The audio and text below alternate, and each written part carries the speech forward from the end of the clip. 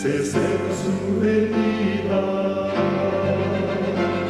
se oyen ya los pasos del rey que se aproxima. Tanta ley aún nos queda,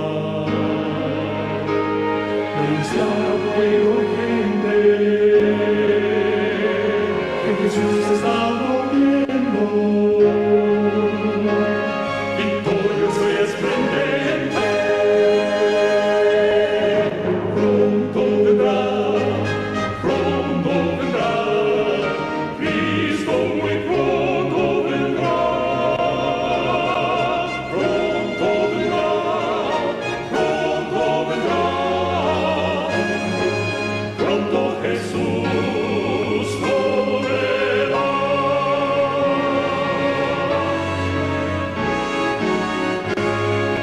Pronto Jesús volverá. Pero también hay un gran mandamiento: amar a nuestro prójimo como a nosotros mismos. Esta es la suma de la ley. Al rendir obediencia al primero de estos dos preceptos, la humanidad no puede tener otros dioses delante del Señor. No podemos hacernos adorar a ídolos. Tampoco debemos mencionar el nombre de Dios de una manera irreverente. Ni debemos ser descuidados para santificar el día de reposo del Señor, que fue instituido en la creación en memoria del día en que el Creador descansó. Es igualmente evidente nuestro deber hacia nuestros semejantes. Este comprende nuestro deber hacia nuestros parientes y la más estricta consideración por la vida. La ley moral, dividida en dos partes y trazada o expresada en 10 normas o preceptos, es inmutable en su carácter, ya que sus preceptos fueron derivados del gran legislador. Su existencia fluye de las inmutables relaciones que la humanidad sostenga hacia Dios y hacia sus semejantes. Esta ley es la gran norma de justicia de Dios, y después que escogimos rebelarnos contra Él, esta llegó a ser la gran prueba para mostrar al que peca que está en pecado, en un error. Romanos 7:7. Una ley moral. La segunda ley. Había un sistema de otras leyes que verdaderamente debían su origen al pecado. Un sistema que no habría llegado a existir si el hombre no hubiera llegado a ser un transgresor. La violación de la ley moral fue la que dio origen a la existencia de la ley de los ritos y las ceremonias, que era una sombra de las cosas buenas por venir. No podía haber sacrificio por el pecado, sino hasta que el hombre llegó a ser un pecador. En Edén no podían haber tipos y sombras señalando hacia el futuro reino del pecado a través de la muerte de Cristo, porque el hombre era justo, no necesitaba de la redención. Ni Dios colocó en el hombre antes de la caída la obligación de ordenanzas carnales, que miraran hacia el tiempo de reformar las cosas, porque el hombre era inocente y libre de malicia. Entonces, debe haber sido una violación de la ley moral la que causó la caída del hombre, y por ende, una ley ceremonial que enseña al hombre humildad. La razón expuesta por Satanás ante Eva, que fue que ella y su esposo llegaran a ser como Dios si comían de aquel árbol, y como Adán no fue engañado, 1 Timoteo 2:14, es evidente que él escogió seguir a su esposa antes que obedecer a Dios. De esta manera violaron la ley moral de Dios. Cuando el hombre hubo así llegado a ser un pecador, y Dios le prometió los medios de su redención, una segunda relación con respecto a Dios fue traída a existencia. El hombre era un pecador, necesitaba ser perdonado. Dios, un Salvador ofreciendo perdón. Es evidente que la ley de ritos y ceremonias que señalaban hacia la redención a través de Cristo debe su origen a la rebelión del hombre y a la infinita benevolencia de Dios. Si el hombre no hubiera pecado, él no hubiera necesitado tipos de futura redención. Y si Dios no hubiese determinado dar su Hijo para morir, él no habría instituido un sistema de sacrificios señalando hacia aquel gran evento, ni mucho menos sábados ceremoniales. La existencia de una ley tal es por consiguiente consecuencia del pecado. Sus preceptos son de una naturaleza ceremonial y su duración es necesariamente limitada por la gran ofrenda que exige el pecado. Caducaría cuando se cumpliera el sacrificio prometido del Cordero de Dios que quita el pecado del mundo. El desgarramiento del velo en el templo demostró que los sacrificios y los ritos judaicos ya no serían recibidos. El gran sacrificio había sido ofrecido y aceptado, y el Espíritu Santo que descendió en el día del Pentecostés dirigió la atención de los discípulos desde el santuario terrenal al celestial, donde Jesús había entrado con su propia sangre para derramar sobre sus discípulos los beneficios de su expiación. Pero los judíos fueron dejados en tinieblas totales, perdieron toda luz que pudieran haber tenido acerca del plan de salvación. Siguieron confiando en sus sacrificios y ofrendas inútiles. El santuario celestial había reemplazado al terrenal, pero ellos no tenían noción del cambio, por lo tanto, no podían recibir beneficios de la mediación de Cristo en el lugar santo. Esto está en Primeros Escritos. La ley ceremonial era temporal, conforme a la ley del mandamiento acerca de la descendencia, Hebreos 7, 11 al 19. La ley moral es afirmada, porque sabemos que la ley es espiritual, Romanos 7, 14. La ley ceremonial es aquella ley que Cristo puso fuera del camino, junto con sus sábados ceremoniales, Colosenses 2, 14 al 17. La moral es la ley real que Santiago afirma es pecado transgredirla, Santiago 2, del 8 al 12. No hay por qué confundirnos. Miren, uno de los versículos favoritos de muchos evangélicos en contra de la ley moral es Colosenses 2:14. Esto es muy importante, porque de esta manera podemos nosotros defender la santa ley moral. Colosenses 2:14. Pablo escribe, rayendo la cédula de los ritos, o aboliendo el acta de las ceremonias, algunas versiones bíblicas, que nos era contraria, que era contra nosotros, quitándola de en medio y clavándola ¿dónde? En la cruz. Esas leyes ceremoniales fueron clavadas en la cruz, no la ley moral. Despojando los principados y potestades, sacólos a la vergüenza en público, triunfando de ellos en sí mismo. Por tanto, que nadie os juzgue en comida o bebida, o en parte de día de fiesta o de luna nueva, o de sábados, plural, sábados, no habla del sábado semanal, lo cual es sombra de lo porvenir, más el cuerpo es de Cristo. ¿Dónde está el cuerpo de Cristo? En el lugar santísimo, llevando a cabo un juicio. ¿Cuál es el día del Señor? El santo sábado, está en la ley moral. Pero vamos comprendiendo esto. En los sábados ceremoniales se comían bebidas, se comían alimentos y bebidas santificados. Por ejemplo, se comían hierbas amargas. Y las fiestas ceremoniales caían en Shabbat, en días de reposo, así llamados.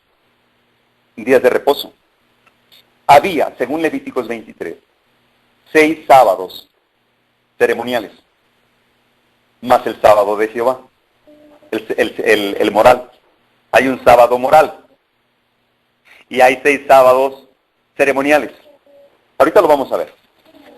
Porque es uno de los versículos favoritos de los evangélicos que dicen que ellos no viven bajo la ley, cuando no entienden el concepto. Bajo la ley es aquel que está practicando el pecado.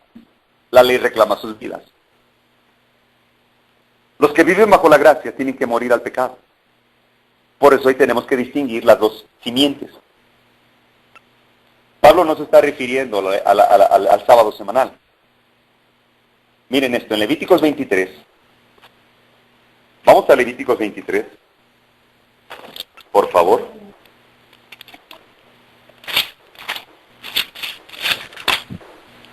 Levíticos 23. En el versículo 3 habla del sábado. 6 días se trabajará, en el 7º día, sábado de reposo, será convocación santa, ninguna obra haréis. Sábado es de Jehová en todas vuestras habitaciones. Luego habla del versículo 5 al versículo 8, habla del Shabbat o del día de reposo de la Pascua. Del versículo 9 al versículo 14 habla del segundo sábado ceremonial. sea, la primera gavilla. Del versículo 15 al versículo 22, habla del tercer sábado ceremonial, la fiesta del Pentecostés. Ya vamos, 3 sábados. Por eso Pablo menciona aquí que nadie os juzgue sobre esos sábados. Ya no hay rituales, ya no hay ceremoniales. Del versículo 24 al versículo 25 del cuarto sábado, habla de las trompetas. Y del versículo 27 al versículo 32, habla de la expiación. El sexto sábado. El quinto sábado, perdón. El quinto sábado. Iba en el cuarto, ese es el quinto. Y el sexto sábado, en cuanto a la fiesta de las cabañas, del versículo 34 al versículo 37. Ahora van 6 sábados ceremoniales. En Colosenses 2:14, Pablo se refiere a estos sábados. Del 14 al 17, se refiere a estos sábados. Pero hay algo interesante aquí. El sábado semanal es diferente de todas las otras fiestas y santas convocaciones. Por cuanto se originó en la creación, mientras que las fiestas y los sábados anuales se originaron con la nación judía, el sábado del séptimo día fue hecho por causa del hombre, Marcos 2:27, por lo tanto, es obligatorio para los hombres de todo tiempo. Las fiestas anuales fueron hechas para los judíos y dejaron de ser obligatorias cuando lo simbólico halló su cumplimiento en la muerte de Cristo. Colosenses 2:14 al 17. El día sábado forma parte de la ley moral de Dios, el sábado semanal. De los 10 mandamientos, existe antes que cualquier sábado ceremonial. Existen los 10 mandamientos, el cuarto. ¿Cómo dice el versículo 38 de Levíticos 23? Además de los sábados de Jehová. Además de los sábados de Jehová. ¿Cuáles son los sábados de Jehová? ¿Cuál es el día del Señor? Sábados. Isaías 58, 13 al 14. Isaías 58, del 13 al 14. Si retrajeres tu pie de no hacer tu voluntad en mi día santo, y al sábado llamas delicia, santo, glorioso de Jehová, y lo venerares, no andando en tus caminos ni haciendo tu voluntad. Entonces viene la promesa: yo te haré subir por las alturas de los cielos y te daré a comer la heredad de tu padre Jacob, porque la boca de Jehová lo ha hablado. Quiere decir que el sábado semanal no está incluido entre los sábados ceremoniales. Pablo no se refería al sábado semanal, él hablaba, dice Romanos 7:1, con los que conocen la ley moral. Esto es importante entenderlo, porque tiene mucho que ver aquí nuestra salvación o nuestra perdición, lo que aceptemos o lo que rechacemos.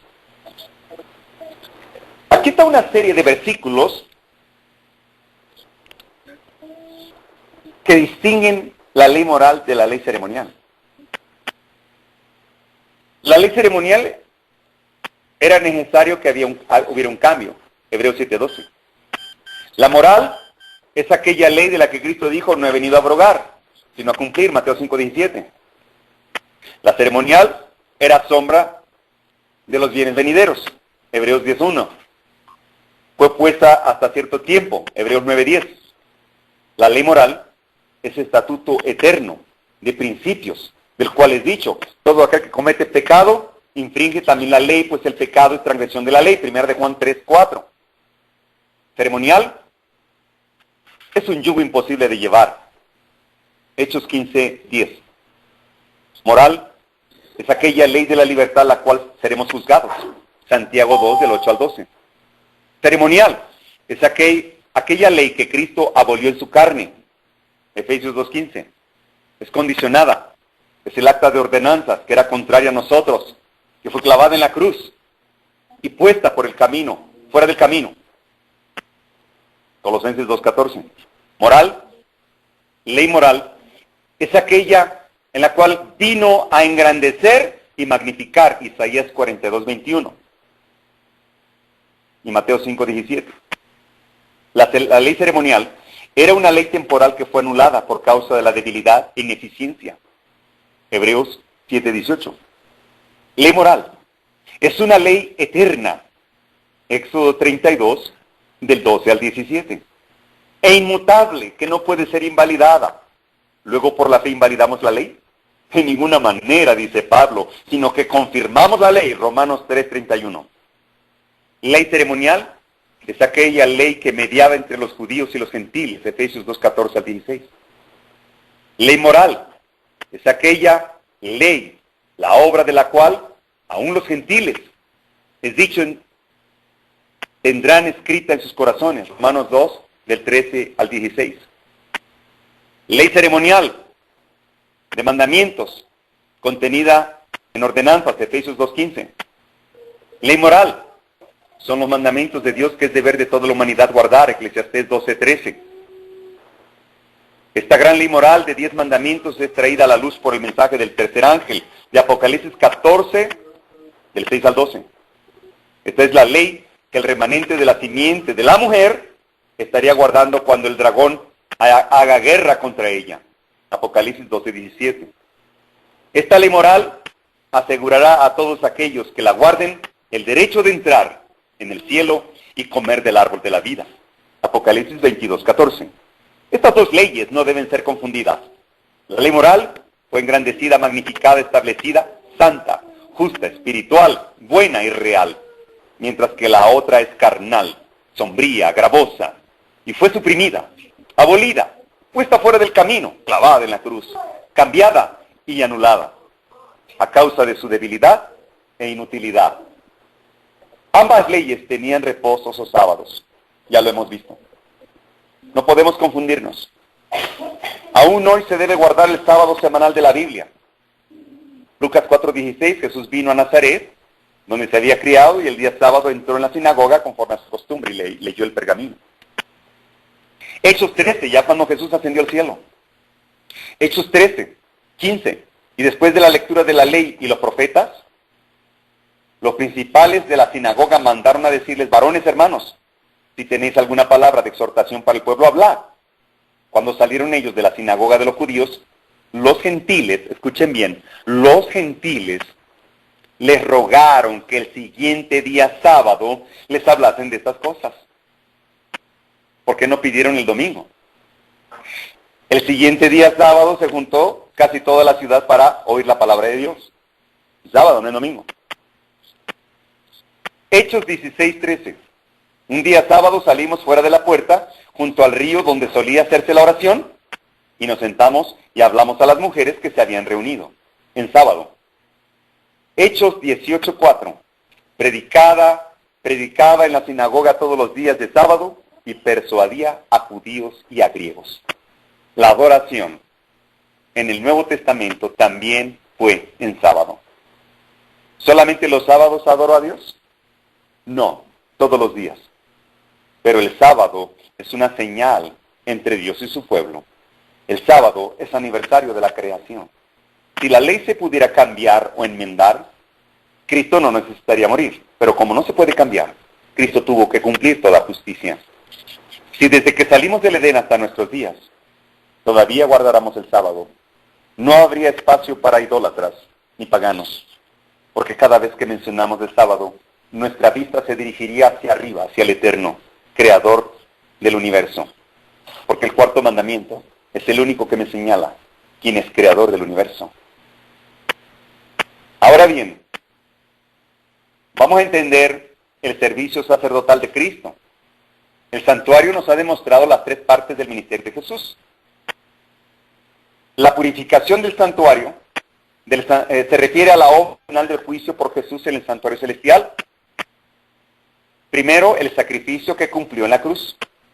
2, su trabajo de intercesión comenzó cuando ascendió al cielo, el lugar santo, a la diestra de Dios, y continúa hasta que venga por segunda vez. Y 3, su ministerio del juicio final en el lugar santísimo, purificando el pecado. a partir de cuando cumple Cristo la parte final de su ministerio, la purificación del santuario celestial, esto está en Daniel 8:14, el fundamento de nuestra fe, hasta 2300 tardes y mañanas, y el santuario sería purificado. Así que 70 semanas son cortadas para ti y para tu pueblo, para terminar con la prevaricación, para establecer un nuevo pacto. Quiere decir entonces que las 70 semanas terminaron en el año 34. Pero cuenta el tiempo desde el 457 antes de Cristo. Está en Esdras, capítulo 7, 8 y 9, donde Medo-Persia da la instrucción, da la orden de que el pueblo hebreo reedificara los muros del templo. A partir del 457 antes de Cristo, incluyendo las 70 semanas, hasta 1844, se cumple el periodo más largo de las profecías dictadas a Daniel. ¿Por qué día por año? ¿Y por qué años y no días? Hay una clave profética, es un principio. Ezequiel 4:6, te he fijado un día por cada año. Números 14:34, un año por cada día. Así que no son días, son años. El principio de interpretación profética, día por año, también es bíblico. Y el 22 de octubre de 1844 nace el movimiento adventista del séptimo día. Hijitos míos, estas cosas escribo, dice el Señor, para que no pequen. Y si alguno hubiere pecado, abogado tenemos para con el Padre, a Jesucristo el justo. Quiere decir que empezó el juicio en 1844. ¿Cómo debemos comportarnos? ¿Seguiremos pecando mientras Jesús intercede por nosotros ante el Padre? Cristo solo intercede por aquellos que se han apartado del mal y del pecado. Y nosotros sabemos lo que es pecado. Pecados, dice Palabras de Vida del Gran Maestro, son los defectos del carácter. Cristo no viene a hacer un juicio aquí en esta tierra, solamente viene por los redimidos. Primero el juicio empieza por los muertos. Desde el primer muerto Adán hasta nuestros días. El juicio de los vivos, dice el espíritu de profecía, nadie sabe cuándo comienza. Pero obviamente termina antes del fin del tiempo de gracia. Cuando Cristo se levante y diga consumado es, no nos vamos a dar cuenta que ya Cristo se levantó. Y va a ocurrir como cuando el arca de Noé. Pasaron 7 días y no se dieron cuenta que ya estaban muertos en vida. Y así como la sangre expiatoria de Cristo reconcilia al mundo con Dios, así también la mediación hace que para el creyente la reconciliación con Dios llegue a ser una realidad personal solo cuando morimos al pecado. Pero dice Daniel 7:7 que después de esa visión, miraba a él en las visiones de noche una cuarta bestia, espantosa, horrible, en gran manera, fuerte, la cual tenía dientes grandes de hierro y devoraba y desmenuzaba, y las obras hollaba con sus pies. Era diferente a las otras. ¿A cuáles se refiere? A León, Babilonia, Medo-Persia, el oso, y a Grecia, el leopardo. Pero una cuarta bestia es horripilante. Dice que tiene 10 cuernos, que representa 10 reinos. Roma imperó, Roma imperial, reinó del 168 a.C. al 476 después de Cristo. Daniel 7:24. Y los 10 cuernos significan que de aquel reino se levantarán 10 reyes, y tras ellos se levantará otro. ¿Por qué estamos siguiendo esta secuencia? Porque necesitamos ver quién es el enemigo del remanente de Dios. Necesitamos saber dónde estamos parados en la profecía y quién es nuestro peor enemigo. Esos 10 reinos representan los pueblos bárbaros de la antigua Europa. Germanos, vándalos, suevos, sajones, burgundios, érulos, ostrogodos, visigodos, lombardos y francos. Dice Daniel que tras ellos se levantará otro, el cual será mayor que los primeros y derribará 3. ¿Cómo podemos identificar el cuerno pequeño que hablaría palabras contra Dios? Bueno, es muy sencillo. Daniel 7:8 dice que para que surja el cuerno pequeño que hablaría palabras contra Dios, caen 3. ¿Quiénes fueron esos 3 que cayeron? Los érulos, los vándalos y los ostrogodos. Y surge el cuerno pequeño. El papado, que hablaría palabras contra el Altísimo. El anticristo, aquel que se hace pasar como si fuera Cristo, aquel que niega que Cristo vino en carne. Dice segunda de Juan, capítulo 1, versículo 7. Porque muchos engañadores han salido por el mundo, que no confiesan que Jesucristo ha venido en carne. Quien esto hace es el engañador y el anticristo. ¿Por qué la Biblia dice que el papado es el anticristo? Bueno, porque el papado niega que Cristo vino en carne. Niega que Cristo haya tenido naturaleza humana y divina. Y dice que Cristo tuvo naturaleza humana inmaculada, o sea, divina. Por eso no pecó. Pero que nosotros, que somos descendientes del pecado, no podemos evitar el pecado. Podemos seguir pecando hasta que Cristo venga. Esa es la trampa de Satanás. Y dice 1 de Juan 2:22, ¿quién es el mentiroso sino el que niega que Jesús es el Cristo? Este es el anticristo, el que niega al Padre y niega al Hijo, el que se pone en lugar de ellos, como anticristo. ¿Qué decían los reformadores? Como Jerónimo, como Wycliffe, como Zwinglio, como Lutero, como Knox. Todos ellos decían y confirmaban que por las obras que hacían, la actitud de persecución contra el pueblo protestante era la actitud del anticristo. Daniel 7:25 nos declara cómo podemos identificarlos. Hay 4 obras principales. Una, dice que este cuerno pequeño, o sea el anticristo, hablaría palabras contra el Altísimo. Y está claro, es evidente, que el papado dice que ellos perdonan los pecados. Cuando Cristo perdonaba los pecados, Él sí es Dios y tiene la autoridad, porque dijo, si alguno hubiere pecados, abogado tenemos para con el Padre a Jesucristo el justo. Él sí, es a través de Cristo. Pero iban a apedrear los judíos. ¿Y por qué lo iban a apedrear? Porque le decían, tú siendo hombre, te haces pasar por Dios y dices que perdona los pecados. Por blasfemia. Es una blasfemia perdonar los pecados, cuando solo corresponde a Dios. Y dice también que a los santos del Altísimo perseguirá. La persecución oficial de Roma papal inició cuando Justiniano se declara cabeza de iglesia corrector de herejes en el año 538 después de Cristo. 1260 años que equivalen a tiempos, la mitad de un tiempo. Hasta 1798, cuando Napoleón Bonaparte envió a Alexander Berthier para arrestar al Papa Pío VI por las atrocidades en la época del oscurantismo. Se habla de más de 150 millones de cristianos acusados de herejía por el único delito, obedecer la Biblia como su única regla de fe y aceptar a Cristo como su único Redentor y Salvador. Y el papado desató una terrible persecución. Y aquí está. Intentaría cambiar también los tiempos y la ley. Tiempos, sábado por domingo. Tiempos proféticos también. Biblia por catecismo. Los tiempos y la ley. 4 obras principales para poder identificar el anticristo. El papado, que se hace pasar como Cristo.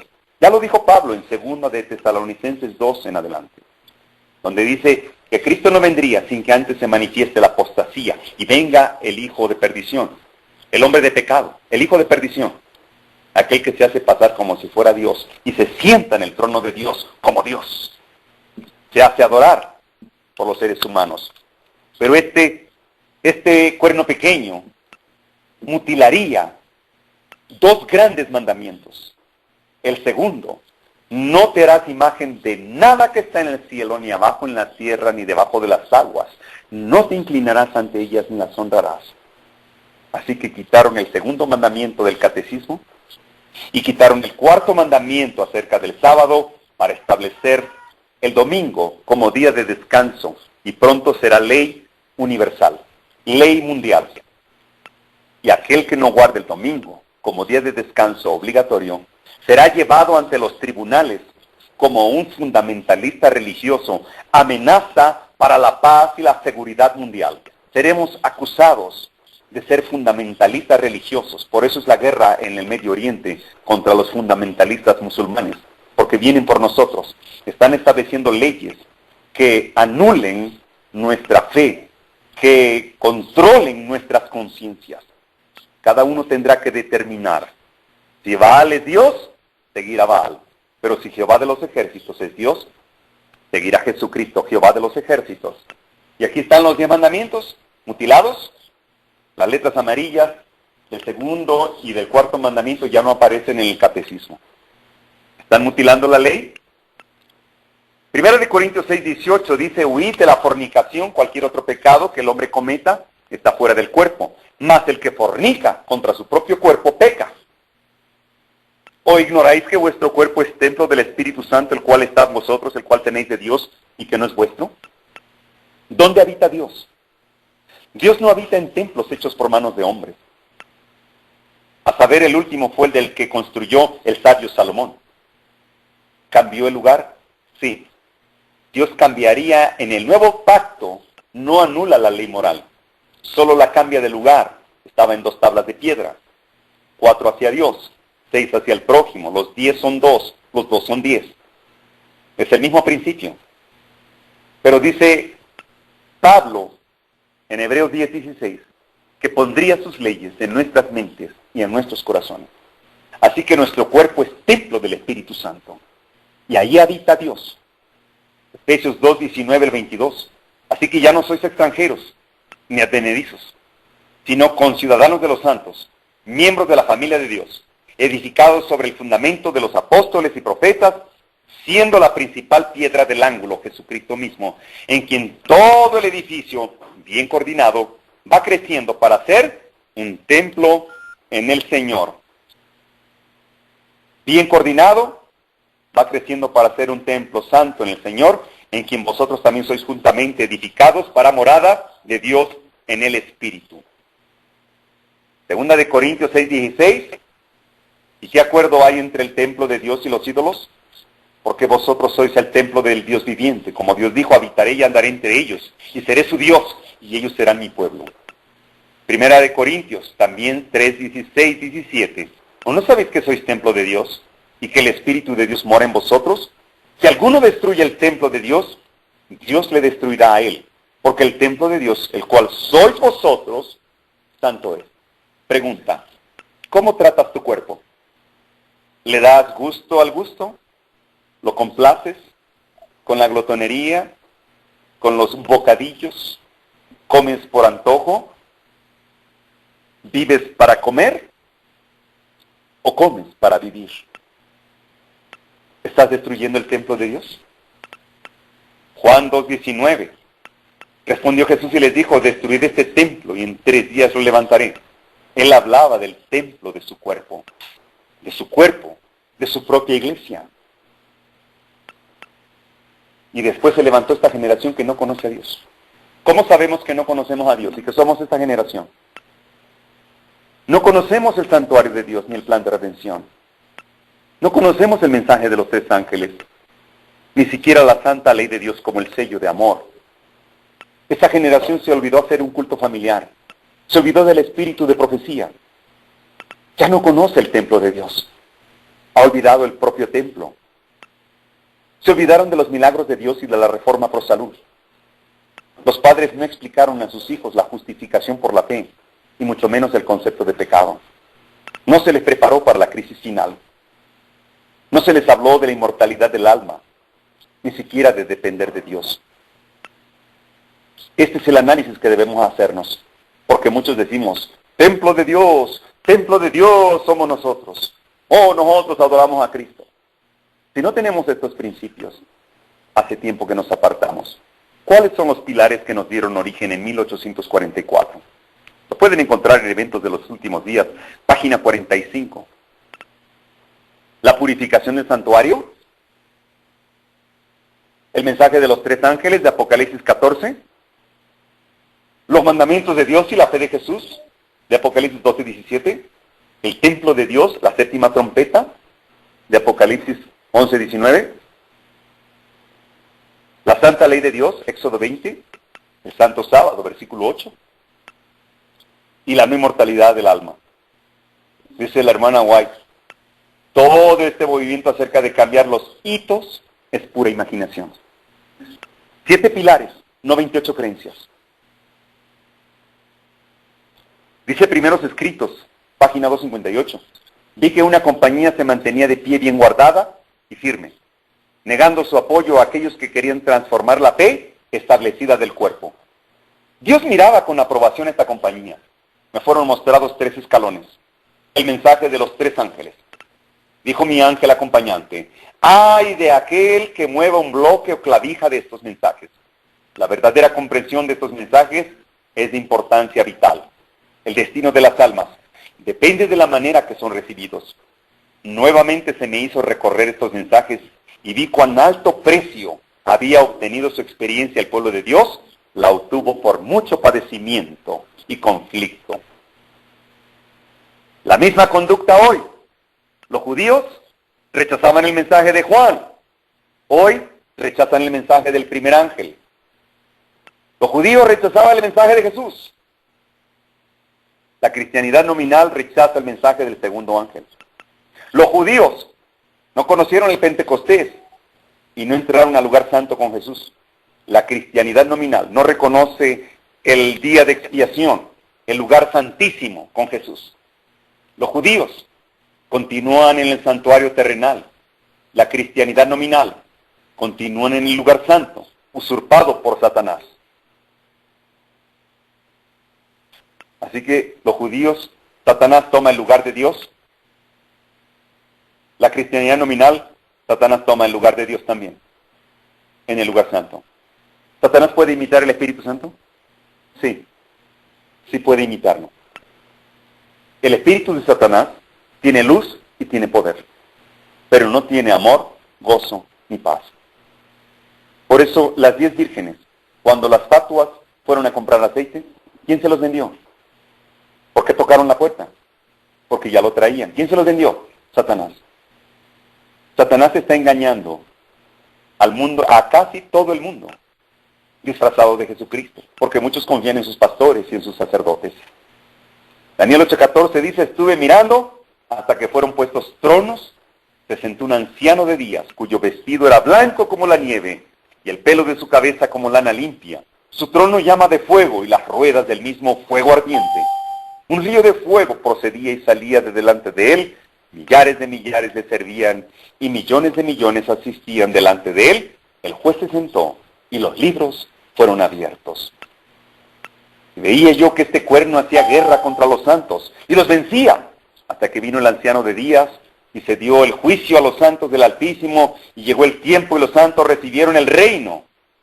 Miraba yo en visión de noche, y aquí con las nubes del cielo venía uno como hijo de hombre, que vino hasta el anciano de días, y le hicieron acercarse delante de él, y le fue dado dominio, gloria y reino, para que todos los pueblos y naciones y lenguas le sirvieran. Su dominio es dominio eterno, que nunca pasará, y su reino uno que no será destruido. Daniel 8:13. Aquí está la secuencia, vamos a verla aquí de esta manera. Babilonia, Daniel 7:4. Medo-Persia, Daniel 7:5. Grecia, Daniel 7:6. Roma, Daniel 7:7. El cuerno pequeño, Daniel 7:8. Luego, el anciano de días y el hijo del hombre, Daniel 7, 9 y 10, 1844. Grandes palabras, Daniel 7:11. Luego, vida prolongada, Daniel 7:12. Y actualmente, Apocalipsis 13:2. Finalmente, la bestia será destruida, Daniel 7:11, Apocalipsis 19, del 19 al 20. Este es el proceso que va a ocurrir, o que estamos transcurriendo ahora, aquí, durante el juicio. Y después viene una terrible persecución. Vamos a avanzar un poco acerca de este engaño en la tierra. A ver, vamos a ver un poco más adelante cómo es que el enemigo está engañando al pueblo de Dios. Y cómo es que nosotros estamos siendo arrastrados por falsas doctrinas. Es muy importante que entendamos esto. ¿Qué es pecado? Muchos aún no han entendido acerca de este misticismo. La Biblia menciona que pecado es transgresión de la ley, 1 de Juan capítulo 3, versículo 4. Y el espíritu de profecía confirma en el origen del mal, capítulo 30.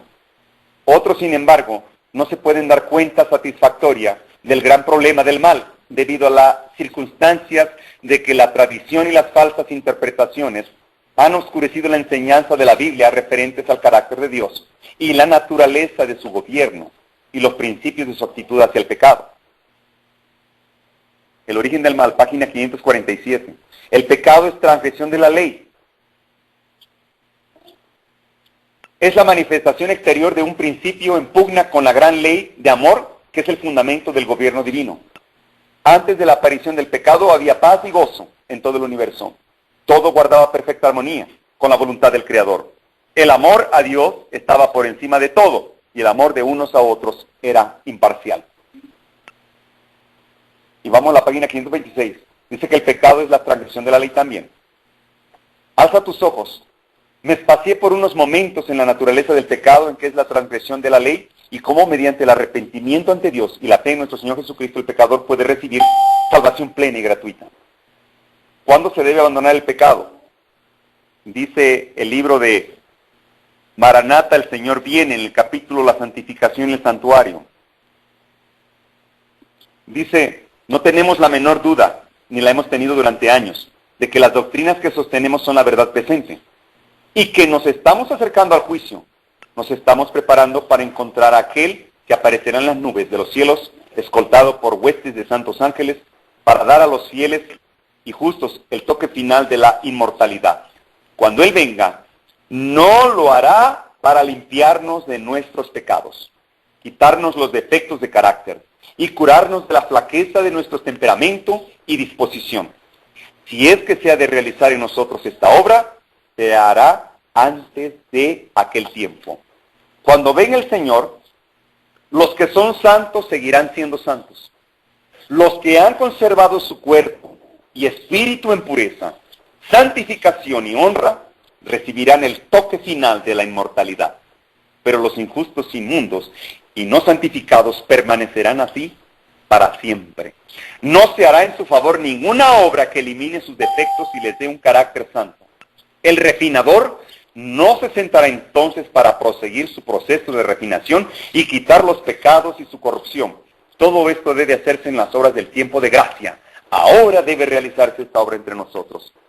¿Saben que la mayoría del cristianismo, de los evangélicos, creen que cuando Cristo venga, todos los que creímos en Él nos vamos a ir al cielo? Imposible. No, no es posible eso. Cristo no cambia el carácter. Y lo leímos en Primera de Juan. Primera de Juan, capítulo 3.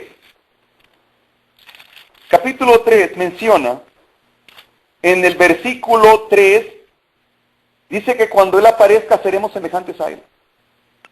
En carácter. No en lo físico. Pero muchos creen que en lo físico. Miren lo que dice Filipenses, capítulo 3, versículo 19.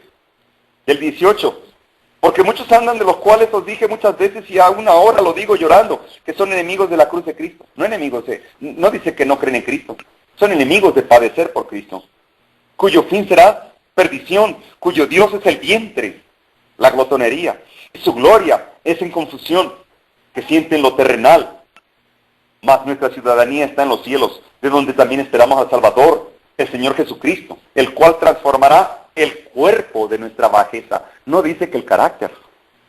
No dice que el carácter.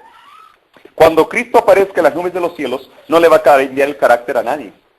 Y esto nos han debatido muchos que acarician el pecado. Muchos me han dicho incluso, mencionan acerca del ladrón en la cruz. Porque hay un pastor jesuita que se llama Bullón, que se apellida Bullón, que predica el error, que menciona que si tú te avientas de un edificio y te arrepientes en el camino, ya estás salvo. Oye, pues entonces vámonos a celebrar al mundo, que al cabo que si estamos agonizando, pedimos nomás nos arrepentimos, ya lo hicimos. Eso es la inmortalidad del alma. Peca y vive. Dicen ellos que no puedes evitar el pecado, que puedes seguir pecando hasta que Cristo venga. ¿Saben qué dice el espíritu de profecía? Investíguenlo acerca del ladrón en la cruz. En el espíritu de profecía. Ella menciona que el ladrón en la cruz conocía el fundamento, la ley de Dios. Conocía los estatutos. Conocía los principios. Pues obviamente era judío. Él era fiel. Él conocía los milagros de Dios. Él estuvo durante los hermanos de Jesús. Pero confió en sus pastores y una vez, al verlos, se decepcionó de ellos y se fue al mundo. Cometió un error, cayó en la cárcel y estaba condenado a muerte. Allí en la prisión tuvo tiempo para reflexionar que había cometido un error, que había pecado. Y que él estuvo presente ante la condenación de Pilato. Y que él dio la injusta condenación también que su mismo pueblo le dio. Él cuando llegó a la cruz ya estaba convertido. Él tenía los principios morales en su mente. Él conocía el fundamento de la ley de Dios. Él no se convirtió en la cruz. Él ya llevaba en el camino el principio moral. Pablo no se convirtió cuando vio a Jesús. Pablo se convirtió cuando escuchó el sermón de Esteban. Por eso ya no quiso apedrear a Esteban. Miren lo que dice Eventos de los Últimos Días. Página 299. Si queréis ser santos en el cielo, primero debéis serlo en la tierra. Los rasgos de carácter que acaricias en esta vida no cambiarán en virtud de la muerte o de la resurrección. Saldréis de la tumba con la misma disposición que manifestasteis en vuestro hogar y en la sociedad. Jesús no cambia el carácter en su venida. La obra de transformación debe hacerse ahora. Nuestra vida diaria determina nuestro destino. Debemos arrepentirnos de nuestros defectos de carácter y vencerlos mediante la gracia de Cristo. Debe formarse un carácter simétrico mientras estamos en este periodo de prueba, a fin de que seamos idóneos para las mansiones celestiales. Cristo no cambia el carácter en la segunda venida. Porque entonces Satanás va a decir, cámbiamelo a mí también y a nuestros ángeles caídos, todos queremos ir a casa. Transfórmanos. Cristo no le viene cambiando el carácter a nadie. Seremos para la eternidad lo que hayamos sido en esta tierra durante el tiempo de gracia. Muchos se van a levantar en aquel día extrañando la novela, extrañando las películas, extrañando las navidades, extrañando las fiestas, extrañando la música. Ellos no pueden ir al cielo porque Dios no va a arriesgar el reino de los cielos otra vez con alguien que está acariciando el pecado. Tampoco, dice el Espíritu de Profecía, que tampoco irán aquí con estos mensajes. Que no les gustaba escuchar estos mensajes. O que se dormían. Porque dice, Dios no los va a llevar, no los quiere ver sufrir allá. Y allá van a estar sufriendo. Van a estar diciendo, ¡ay, híjole, ya, qué horas va a terminar con su tema!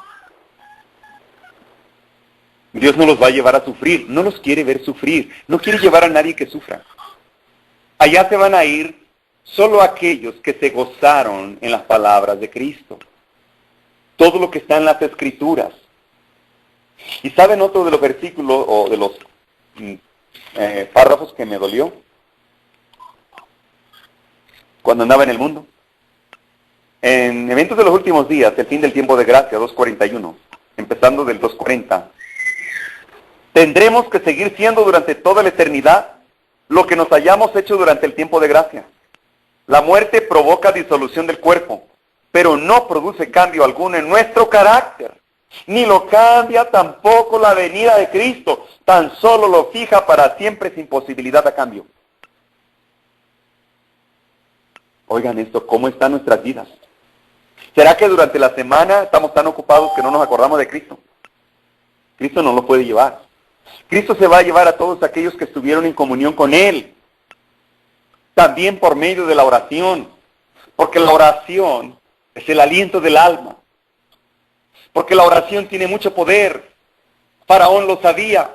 Dile a tu Dios, ora a tu Dios, para que quite estas plagas.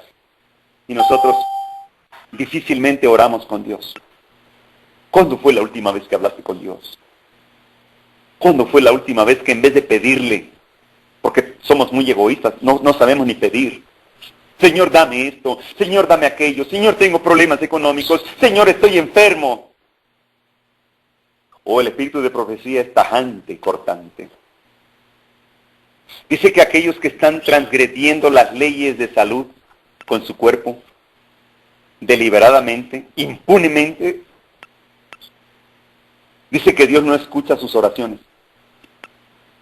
¿Cómo es que están violando las leyes de salud? Enferman y luego claman a Dios. Y no quieren hacer cambio en su dieta. Dice también que muchos están cavando su tumba con sus dientes. Y yo creo que algunos van más rápidos que otros. Que en aquel día no se van a levantar para la primera resurrección de vida. Porque bajaron a la tumba enfermando sus cuerpos, que son templo del Espíritu Santo. Que bajaron con epidemias a las tumbas, transgrediendo severamente las leyes de salud, murmurando contra la reforma pro salud, que es para el bien de nuestras vidas, para disminuir nuestras enfermedades. Oh, palabras fuertes, hermanos. Por eso este evangelio no es popular. Porque la gente quiere escuchar palabras suavecitas, que calmen sus conciencias, que le digan, Cristo te ama, no hagas cambios en tu vida, no te tienes que arrepentir de nada, peca y vive, no te preocupes, no hagas cambios en tu dieta, sigue violando las leyes de salud, sigue permitiendo que las enfermedades entren por tu boca. Eso quiere escuchar la gente. ¿Saben que la hermana White iba a cambiar las palabras y las estaba suavizando? Ella dice, eran palabras fuertes, que yo quería suavizarlas con mis hermanos, para que no se ofendiera ni uno. Y de pronto, dice ella, que vio el rostro de Cristo, con un ceño fruncido, molesto. Y dice, oh, cuán triste me sentí. Ofendí a Jesús, porque no escribí las palabras como Él me las estaba dictando, directas, firmes, de amonestación. Y me mostró cuántas almas se iban a perder si yo no escribía el dictado tal y como Él me lo daba. Y tuve miedo, dice, temblé. Por eso ella escribe estas palabras así. Y el mismo que habló con Jeremías, con Adán, con Isaac, con Abraham, con Noé, con Moisés, el mismo que abrió el mar rojo, el mismo que abrió el camino en el desierto al pueblo hebreo, es el mismo que habló con el linaje de White. Sigue diciendo, esta es nuestra única y última oportunidad para formar caracteres que nos harán idóneos para el futuro hogar que el Señor ha preparado para todos los que son obedientes a sus mandamientos. Muchos dicen, no buscaron la transformación del carácter durante el tiempo de prueba que se les dio. Cristo no les dará la oportunidad de recorrer nuevamente el camino. La decisión es definitiva. Hermanos, si vamos a llevar algo al cielo sería el carácter. Y el carácter no se cambia de la noche a la mañana. Su servidor no lo ha logrado en años. Y predicar este mensaje es precisamente para padecer por Cristo y para moldar el carácter. Es una lucha diaria. Pero no puedo cambiar mi carácter si no cambio mi dieta. Porque el cerebro está conectado con el estómago. Escriban en la biblioteca cristiana cerebro y estómago y van a ver como el espíritu de profecía menciona esto. Ahora los científicos están diciendo que hay neuronas en el estómago. Le llaman el segundo cerebro al estómago. Hay una carrera nueva en Europa que se llama neurogastroenterología. Han encontrado serotonina y melatonina en el estómago. ¿Cómo es posible? Si no pensamos con el estómago. Pero es que está conectado con el estómago y somos lo que comemos. Dice el espíritu de profecía que un solo alimento define la actitud de un día. ¿Saben ustedes que los criminales en Estados Unidos, el 75% de ellos en la cárcel, cometieron el crimen cuando tuvieron un ataque de hipoglucemia? Cuando se les bajó la glucosa, se pusieron de mal humor porque de niños les daban Yakult, les daban yogur, Choco Crispies, gansito, refrescos, y los estaban convirtiendo en criminales para el día de mañana. Porque el azúcar es una droga tan venenosa como la cocaína. Las dos tienen casi la misma fórmula, a diferencia del nitrógeno. Las dos te levantan el ánimo, aceleran el metabolismo de tu cuerpo, y van los niños acelerados a las escuelas, donde quiera que van, hiperactivos, y no los puedes controlar. Porque llevan la droga, que se llama azúcar, y que viene disfrazada de jarabe de alta fructuosa en muchos productos como la ketchup o la catsup, y en muchos otros aderezos. Y en esos lugares donde se divierte a los niños, que hay juegos de atracción para niños. En esos lugares como McDonald's, como Burger King, esos lugares se están envenenando a los niños. El azúcar se fermenta en el estómago y se convierte en alcohol. Y si no le das su dosis, porque a muchos niños recién nacidos les comienzan a dar fruta y pervierten su paladar en vez de darle vegetales primero, que acepten ellos las verduras, la dieta de Adán. Oh, ¿desde cuándo perdimos de vista a Cristo? Hace mucho tiempo. Volveos a mí, dice el Señor. ¿Qué dice Roma acerca del pecado? ¿Qué dice Roma en cuanto al pecado? Dice que es pecado original. Y según esta enciclopedia católica, menciona que la definición de pecado, el significado de pecado, es lo que se originó con nuestro padre Adán. Así que si nosotros somos hijos de Adán, no podemos evitar el pecado. Por eso se llama pecado original. En vez de pecado es transgresión de la ley. ¿Cuál es la cadena del error católico que aún los evangélicos están creyendo? Después del pecado original, pues bueno, si en pecado me concibió mi madre, vamos a bautizarlos desde niños, cuando en la Biblia no menciona ni un bautismo de niños. Entonces vamos a levantar el limbo. Y después levantaremos también el purgatorio y el infierno para crear el confesionario como una amenaza de aquellos que no son católicos y no se confiesan. Se van al purgatorio y al infierno porque ellos subieron a la Inmaculada Concepción de María, porque dicen ellos, ella sí nos comprende porque nació de hombre y de mujer. Cristo nació de mujer y de espíritu, por lo tanto Él no nos puede entender, y ascendieron a María. Cuando la Biblia menciona que María está dormida en esta tierra, en Éfeso, Jesús se le encargó a Juan. Madre, ahí está tu hijo. Y hermano, ahí está, hijo, ahí está tu madre. Después de Jesús nadie ascendió al reino de los cielos. Así que la cadena del error, dice Joyas de los Testimonios, tomo 3. Si se dan cuenta, no les doy el capítulo. Es porque nuestro deseo es para que leamos todo el libro. El 5º capítulo de Apocalipsis debe estudiarse detenidamente. Es de la mayor importancia para los que han de desempeñar una parte en la obra de Dios en estos últimos días. No se percatan de lo que está por suceder en la tierra. Son víctimas de un error fatal los que se han dejado confundir en lo que concierne a la naturaleza del pecado. A menos que hagan cambio decisivo, serán encontrados falsos cuando Dios pronuncie su sentencia sobre los hijos de los hombres. Habiendo transgredido la ley, quebrantado el pacto eterno, recibirán un galardón correspondiente a sus obras. Nuevos conceptos de pecado. Es el deseo de todas las gentes.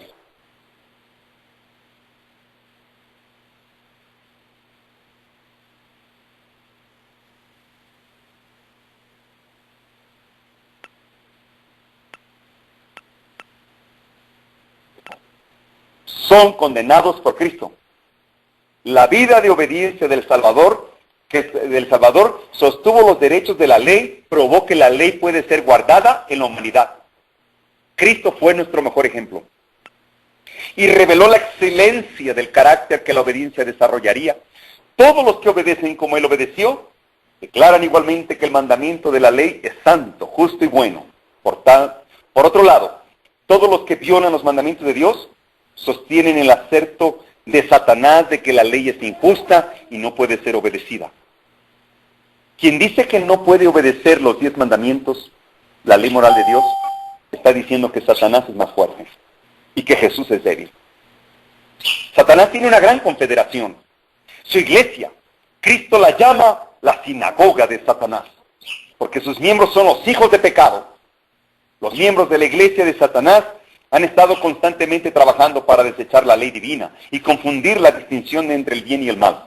Satanás está trabajando con gran poder en los hijos de desobediencia y por medio de ellos para exaltar la traición y la apostasía como una verdad y lealtad. Y en este tiempo de poder de su inspiración satánica está moviendo a los instrumentos vivientes para llevar a efecto la gran rebelión contra Dios que comenzó en el cielo. Fíjense nada más, el deseado de todas las gentes. Esto está escrito en lugares celestiales.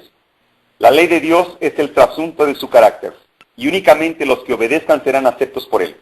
Toda desviación de la obediencia de la ley de Dios es una rebelión. ¿Escucharon esto? Por favor. Toda desviación de la obediencia de la ley moral de Dios es una rebelión. La obra de apostasía comienza con alguna rebelión secreta del corazón contra los requerimientos de la ley de Dios. Se fomentan y complacen deseos impíos y ambiciones ilícitas. Y como resultado, la incredulidad y las tinieblas separan el alma de Dios. Si no logramos vencer estos males nos vencerán a nosotros. La complacencia del orgullo espiritual, de los deseos profanos, de los pensamientos concupiscentes, de cualquier cosa que nos aleje de una asociación íntima y santa con Jesús, pone en peligro nuestra alma, a fin de conocerle. Santiago 4:11 dice, hermanos, no murmuréis los unos de los otros. El que murmura del hermano y juzga a su hermano, murmura de la ley y juzga la ley.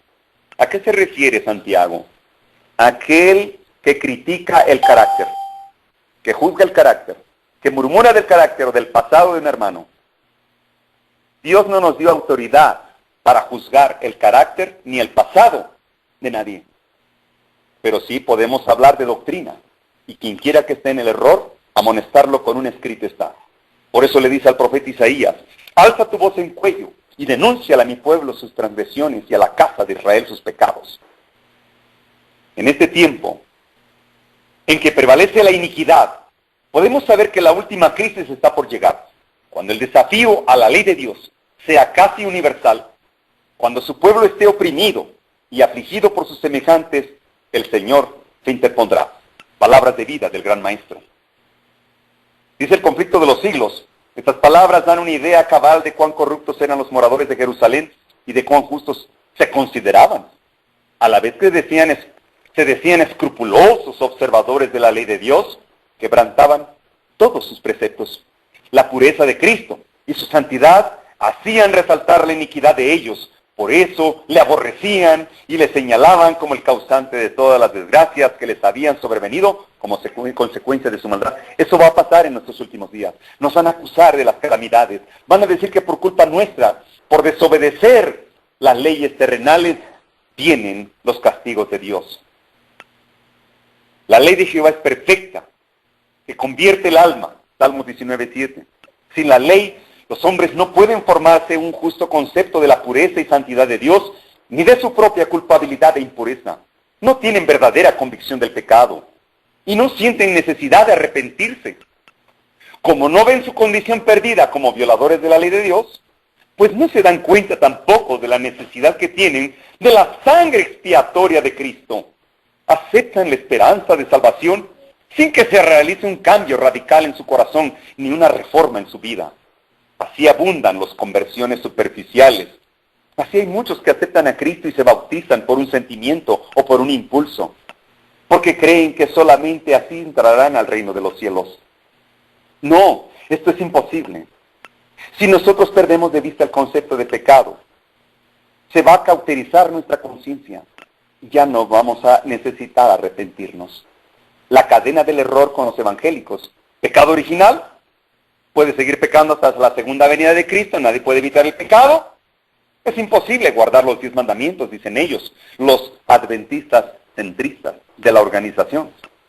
Cuando Cristo venga, dicen, nos va a quitar los defectos de pecados, seremos transformados y nos vamos todos al cielo. Y si en el último momento, tú te la pasaste pecando toda la vida, pero en el último momento te arrepientes, Ya está, ya la hiciste. Solo clama a Dios.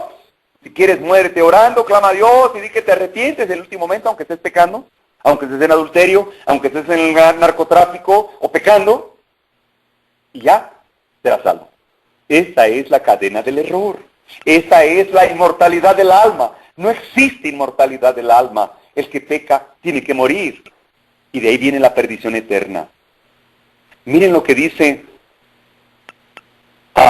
Mensajes Selectos, tomo 1, capítulo 35. Al tomar sobre sí la naturaleza del hombre en su condición caída, hermanos, Cristo tuvo una naturaleza humana y divina. Tuvo naturaleza caída, como nosotros. Cristo no participó de su pecado en lo más mínimo.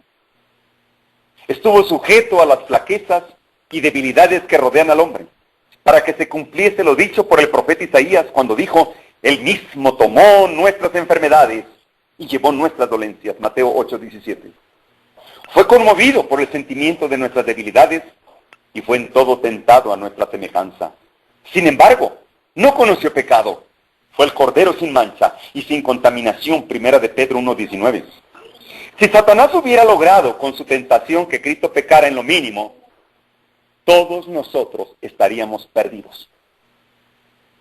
Todos nosotros. Todo el universo habría sucumbido. Satanás habría vencido. Si Cristo hubiera pecado una sola vez. Dice el deseado de todas las gentes.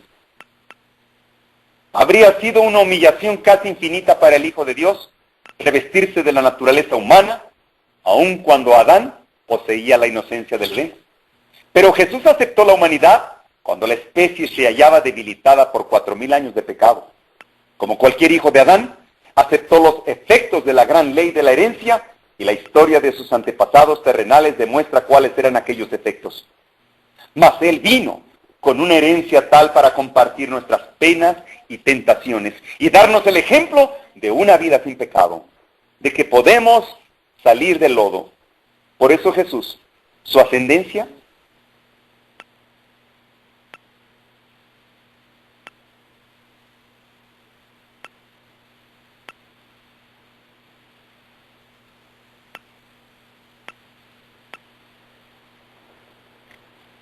pero no practicó el pecado. De esa manera se convirtió en nuestro mejor ejemplo, que nosotros podemos abandonar el pecado si aceptamos a Cristo. Miren lo que dice Mensajes Selectos, tomo 3, 151. Aunque no tenía ninguna mancha de pecado en su carácter, condescendió en relacionar nuestra naturaleza humana caída con su divinidad. Al tomar sobre sí mismo la humanidad, honró a la humanidad. Al tomar nuestra naturaleza caída, mostró lo que ésta podría llegar a ser, que aceptaba la amplia provisión que Él había hecho para ello y llegaba a ser participante de la naturaleza divina. Primera de Pedro 2:21. Pues para esto fuisteis llamados, porque también Cristo padeció por nosotros, dejándonos ejemplo para que sigáis sus pisadas, el cual no hizo pecado, ni se halló engaño en su boca. Hermanos, estamos mostrando escritos bíblicos y del espíritu de profecía acerca de la naturaleza de Cristo. La cadena del error de los líderes católicos. Pecado original, bautismo de infantes, el limbo, purgatorio, infierno, confesionario, Inmaculada Concepción de María en vez de Cristo. ¿Por qué? El pecado es transgresión de la ley y te lleva directamente a Dios a través de Cristo. Pero la Iglesia Católica comenzó a cambiar este principio por una tradición. Aquí está la diferencia. Dicen ellos que podemos seguir pecando. Aún los evangélicos están creyendo en esto. Así que, hermanos, el ataque es contra los mandamientos de Dios. Miren, en 1957, la Organización Adventista publicó un libro que se titula Los Adventistas preguntan sobre doctrina. Preguntas sobre doctrina. Questions and Doctrines. Lo pueden conseguir. Hay 2 evangelistas carismáticos, obviamente enviados por los jesuitas, o mismos jesuitas, Walter Martin y Barnhouse, influenciaron mucho en los líderes adventistas para que cambiaran su posición doctrinal. Que dijeran que Jesús tuvo naturaleza divina, igual que todas las religiones evangélicas, para que de esa manera fueran aceptados como iglesia y no como secta. Entonces, ellos aceptaron y publicaron este libro, cambiando uno de los pilares doctrinales acerca de la naturaleza de Cristo. Que Él tuvo naturaleza humana inmaculada, le cambiaron. Que Elena de White quería decir eso, no que Cristo tuvo naturaleza humana divina, o sea, naturaleza caída. Y cambiaron ese principio. Y ahora esos 28 creencias confirman que la purificación, que la expiación de los pecados se llevó a cabo en la cruz del Calvario. Y esto es un error. La purificación se lleva a cabo en el santuario celestial. En la cruz del Calvario se llevó a cabo el sacrificio. Y ahí cambiaron la doctrina oficialmente. Dios los abandonó. No importa cuán solemne sea el llamado de Dios para una iglesia. Si estos se apartan, Dios los abandona. Leamos Jeremías 7. Jeremías 7. Versículo 4.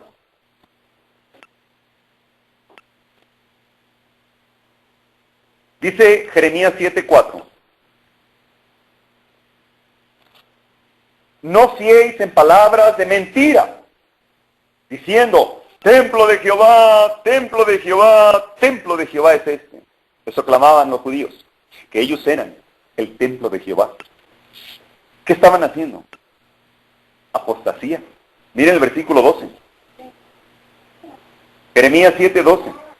Andad empero ahora a mi lugar que fue en Silo, donde hice que morase mi nombre al principio, y ved lo que le hice por la maldad de mi pueblo Israel.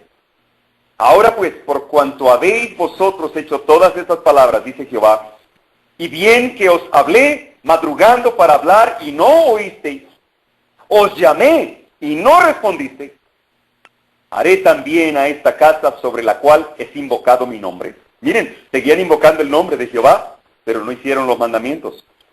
En la que vosotros confiáis, y a este lugar que di a vosotros y a vuestros padres, como hice en Silo, que os echaré de mi presencia, como eché a todos vuestros hermanos, a toda la generación de Efraín.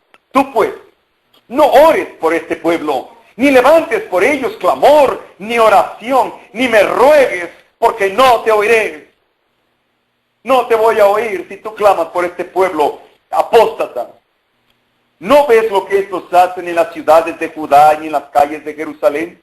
Los hijos traen la leña y los padres encienden el fuego y las mujeres amasan la masa para hacer tortas a la reina del cielo y para hacer ofrendas a dioses ajenos para provocar mi ira.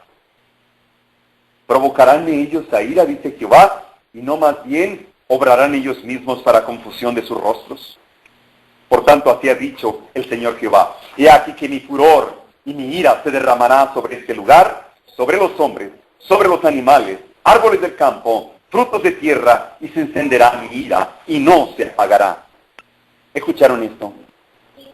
¿Podemos orar por los apóstatas? Por los que han derribado los pilares que nos dieron origen y las convirtieron en un credo con sus 28 creencias. ¿Podemos nosotros orar por aquellos que están pisoteando la santa ley de Dios? Aquí dice que no. Aquí dice que no. ¿Puedo orar para que Dios tenga misericordia por un pueblo que busca ser fiel a Dios? Sí. Sí, Señor. Dios rompe su pacto. Y así como en el monte Sinaí, cuando Moisés fue por las tablas de la ley, y cuando bajó, el pueblo de Dios estaba en apostasía, adorando a un becerro y llamándole Jehová, que nos sacó de la tierra de Egipto, desnudos, bailando, emborrachándose. Y Moisés rompió las tablas del pacto. Significa que Dios rompe su pacto. No importa cuán solemne sea el llamado de Dios para una iglesia. Si ésta se aparta, Dios se busca a otros. Este es un principio que Dios tiene. Dios no cambia. Dios no es hombre para cambiar. Él tiene el mismo principio ayer, hoy y siempre. Y eso es lo que dice el espíritu de profecía. Enalza tus ojos. El Señor Jesús siempre tendrá un pueblo escogido que le servirá. Cuando el pueblo judío rechazó a Cristo, el príncipe de la vida, Él les quitó el reino de Dios y se lo dio a los gentiles. Dios continúa obrando de acuerdo con este principio en cada rama de su obra. Cuando una iglesia demuestra que es infiel a la obra del Señor, no importa cuán alto y sagrado pueda ser su llamado, Dios no puede seguir trabajando con ella. Otros son escogidos entonces para llevar importantes responsabilidades. Y a menos que se arrepientan mientras hay gracia, Dios no puede trabajar con ellos, con los apóstatas. Dios no hace pacto con infieles. Y les cayó como del cielo, dicen ellos, un librito por ahí apóstata que dice que a pesar de que haya pestilencia en la barca, no puede salirse. El arca no es la iglesia porque la iglesia no puede salvar. El arca es Cristo. El arca es Cristo y no pueden dos caminar juntos si no se han puesto de acuerdo. Por eso Jesús dividió el error de la verdad y le dijo a los discípulos, no se contaminen con levadura de fariseo. No se contaminen con esas doctrinas falsas que el hombre llama ciencia, con esa teología que aparta el consejo divino. La teología nos aparta del consejo divino. La hermenéutica, la escatología y toda esa basura que el ser humano llama ciencia. Dios utilizará a humildes y sencillos conductos, hombres y mujeres, campesinos, albañiles, constructores, panaderos, lo que sea, que se humillen ante Dios, que exalten al Altísimo, que mueran al pecado, que se arrepientan de su pecado, y Dios les dará las palabras que tengan que decir ante los tribunales y ante las autoridades eclesiásticas, porque seremos llevados a esos tribunales a dar razón de nuestra fe. Hasta entonces, Dios podrá manifestar su poder y nadie se va a detener para ver si las palabras están bien escritas o bien pronunciadas. Dios utilizará su Espíritu Santo porque estas personas estarán movidas a través de una, así dice Jehová. Y miren lo que dice Patriarcas y Profetas en cuanto al diluvio. Dice la página 91. Antes del diluvio Dios mandó a Noé que diese aviso al mundo para que los hombres fuesen llevados al arrepentimiento y para que así escapasen de la destrucción. A medida que se aproxima el momento de la segunda venida de Cristo, el Señor envía a sus siervos al mundo con una amonestación para que los hombres se preparen para este gran acontecimiento. Multitudes de personas han vivido violando la santa ley de Dios y ahora, con toda misericordia, les llama para que obedezcan los sagrados mandamientos. ¿Dónde está la promesa de su advenimiento? Van a decir muchos. Porque desde el día en que los padres durmieron, todas las cosas permanecen así, como desde el principio de la creación, segunda de Pedro 3:3. ¿No oímos repetir hoy esas mismas palabras? No solo por los impíos, sino también por muchos que ocupan los púlpitos en nuestras iglesias. Oh, la apostasía viene de los púlpitos, el ataque viene de dentro, no de fuera. No hay motivo de alarma, dicen. Antes de que venga Cristo, se ha de convertir el mundo entero. Todos van a convertirse ante Cristo y proclaman paz y seguridad. Y cuando proclamen esto, destrucción repentina. Cuando los grandes sabios habían poblado a su entera satisfacción, que era imposible. Ellos habían probado, a su entera satisfacción que era imposible que el mundo fuese destruido por agua. Cuando los temores del pueblo se habían tranquilizado, porque escuchaban a los pastores y a los sabios y a los científicos de esta época que era imposible que Dios destruyera este planeta con agua porque jamás había llovido, entonces la gente creyó en los hombres. Maldito aquel que confía en corazón de hombre. Y ellos fueron sorprendidos. Cuando los razonamientos de la filosofía hayan desterrado el temor a los juicios de Dios, cuando los maestros de la religión nos hablen de largos siglos de paz y prosperidad, y el mundo se dedique por completo a sus negocios y placeres, y plantar y edificar, y fiestas y diversiones, y desechando las amonestaciones de Dios, y se burle de sus mensajeros, entonces vendrá sobre ellos destrucción repentina, y no escaparán. Primera de Tesalonicenses 5:3. El fin está cerca. Cristo está a punto de levantarse del lugar santísimo. Y cuando Él cierre el libro y diga, consumado es, ya no habrá misericordia. Muchos correrán de norte a sur, de oriente a occidente, buscando una palabra de vida, pero no la hallarán. ¿Por qué? Porque habrán perdido su salvación. En el mensaje del tercer ángel de Primeros Escritos menciona, tenía por objetivo aquel mensaje poner en guardia a los hijos de Dios, revelándoles la hora de la tentación y angustia que les aguardaba. Y dijo el ángel, tendrán que combatir tesoneramente contra la bestia y su imagen. Su única esperanza de vida eterna consiste en permanecer firmes, aunque se vean en peligro de muerte. Deben sostener firmemente la verdad. El tercer ángel concluye así su mensaje. Aquí está la paciencia de los santos, los que guardan los mandamientos de Dios y la fe de Jesús. Al repetir el ángel estas palabras, señalaba al santuario celestial. La atención de cuantos aceptan este mensaje se dirige hacia el lugar santísimo. Serán invitados muchos de diferentes religiones, católicos y otros evangélicos de diferentes religiones, porque Dios tiene pueblo en ellos. Solo que ellos adoran a Dios de una manera que Dios no le estableció. Cuando ellos escuchen este mensaje de aceptación, no podrán decir un día, no supe, no lo escuché. Dios ha hecho provisión para el pecado entregando a su único Hijo, pero jamás va a hacer provisión para la ceguera voluntaria. Después de que Jesús abrió la puerta del lugar santísimo, se vio la luz del sábado, y el pueblo de Dios fue probado, como antiguamente lo fueron los hijos de Israel, para ver si querían guardar la ley de Dios. Vi que el tercer ángel señalaba hacia lo alto, indicando a los que habían sido chasqueados también. Dios utiliza el factor sorpresa.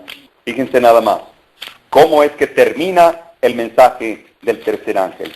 Y con esto concluimos. Vamos a ver la terminación del tercer ángel. Se me señaló la época en que terminaría el mensaje del tercer ángel de Apocalipsis 14. El poder de Dios había asistido a sus hijos, quienes después de cumplir su obra, estaban preparados para sobrellevar la hora de prueba que les aguardaba. Habían recibido la lluvia tardía, o refrigerio de la presencia del Señor, y se había reavivado el viviente testimonio. Por todas partes había cundido la postrera gran amonestación, agitando, enfureciendo a los moradores de la tierra que no habían querido recibir este mensaje. Vi ángeles que iban y venían de un al otro lado del cielo. Un ángel con tintero de escribano en la cintura regresó de la tierra y comunicó a Jesús que había cumplido su encargo, quedando sellados y numerados los santos. Vi entonces que Jesús, quien había estado oficiando ante el arca de los 10 mandamientos, dejó caer el incensario y alzando las manos exclamó en alta voz, consumado es, hecho está. Y toda la hueste angélica se quitó sus coronas.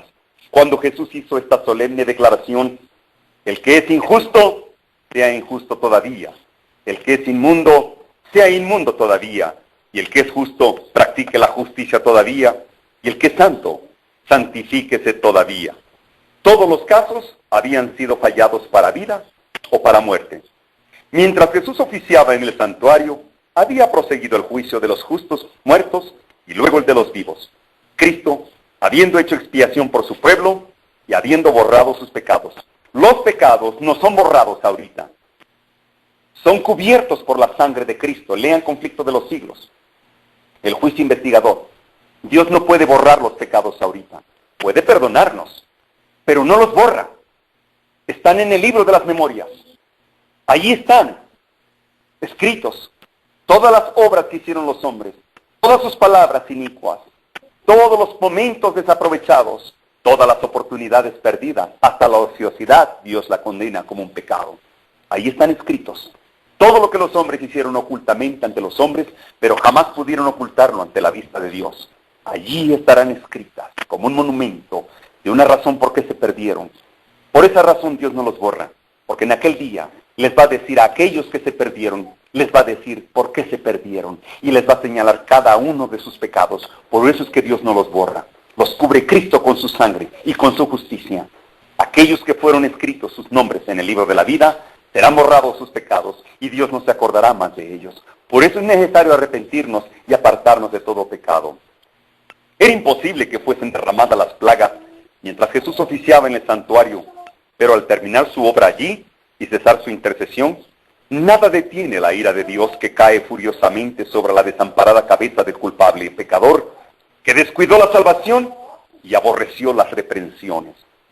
En aquel terrible momento, después de cesar la mediación de Jesús, a los santos les toca vivir sin intercesor en presencia de los santos, del Dios Santo. Es decir, tenemos que acumular aceite extra. Para eso es el tiempo de gracia y tiene que ver con nuestro carácter.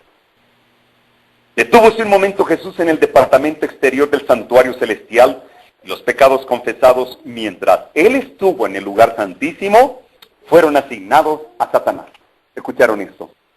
Aquellos cuyos nombres están en el libro de la vida. Sus pecados que cometieron son borrados y son puestos sobre la cabeza de Satanás. Por eso Satanás no quiere que te arrepientas. Satanás no tiene problema con que creas en Cristo o que vayas al templo. Satanás tiene problema con que te arrepientas y guardes los mandamientos de Dios. Ahí sí tiene problemas. Y dice, Él estuvo en el lugar santísimo, fueron asignados a Satanás, originador del pecado, quien debía sufrir su castigo. Entonces di que Jesús se despojaba de sus vestiduras sacerdotales del lugar santísimo y se revestía de sus más regias galas. Llevaba en la cabeza muchas coronas, una corona dentro de la otra. Rodeado de la hueste angelical, dejó el cielo.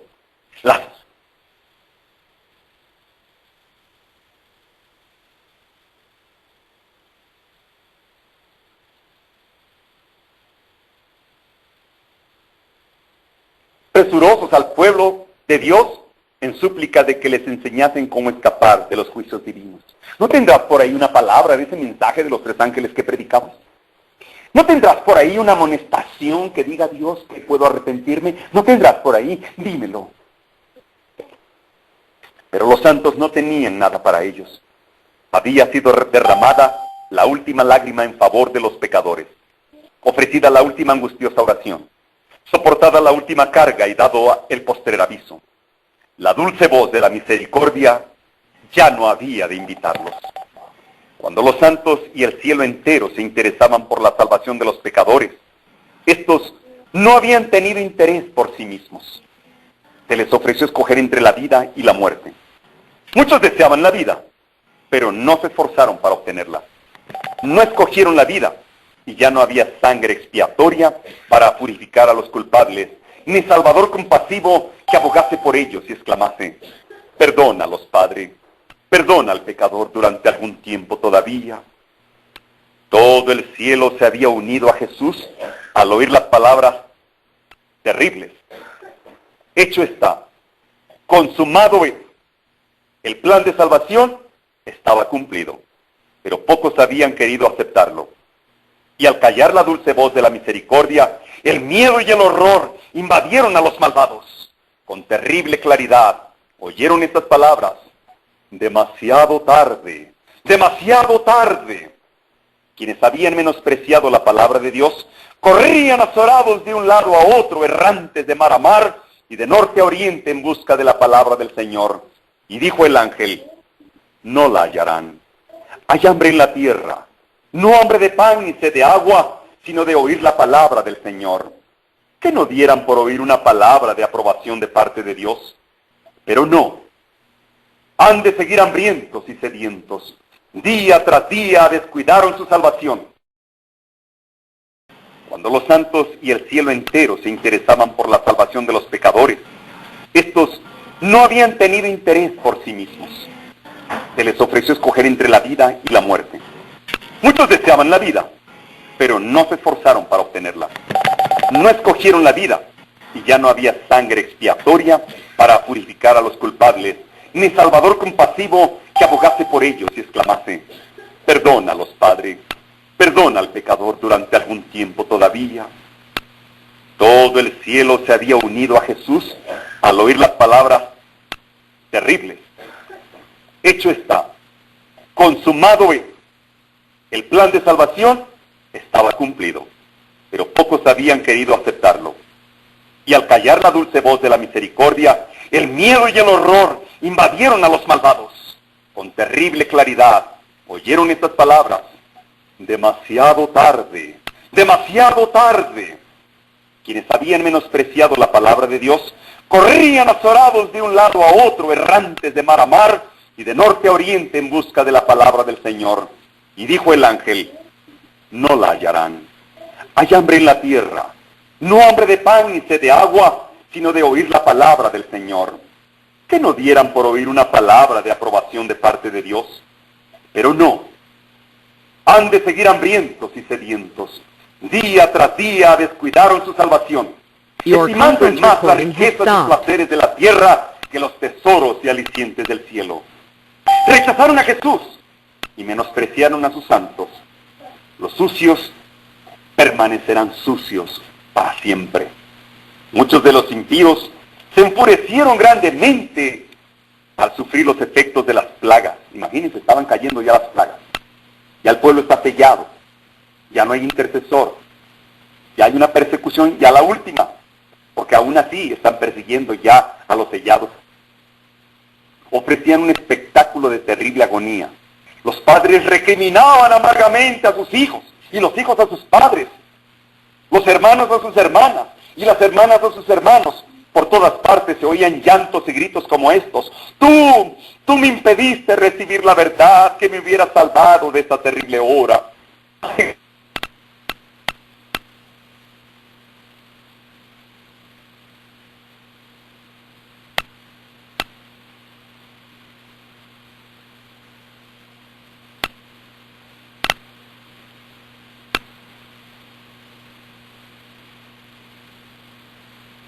Contra ella, los tildaban de fanáticos y malignos que querían arruinarnos.